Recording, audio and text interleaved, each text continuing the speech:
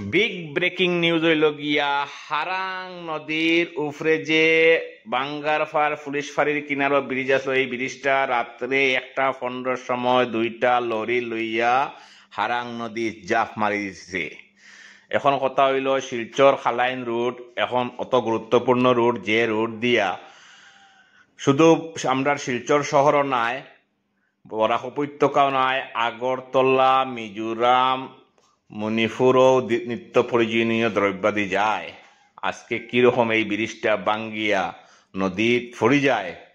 মাত্র কিছুদিন আগে এই ব্রিজটা আবার রিকনস্ট্রাকশন হয়েছে। এইদিকে আমরা গেমন সেতুর খাস চলের।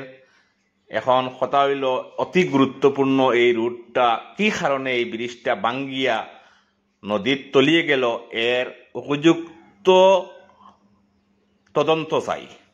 আমি ডিস্ট্রিক্ট কমিশনার তথা পুলিশ সুপারর দৃষ্টি আকর্ষণ করিয়ার যে কিছু কিছু পাবলিকর মাত হইল গিয়া 40 টন লিমিট আসলো, কিন্তু লিমিটের ঊর্ধ্বে গাড়ি চলার কারণে এই ব্রিজটা ভাঙ্গিছে।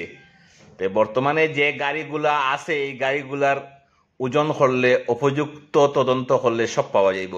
ধন্যবাদ।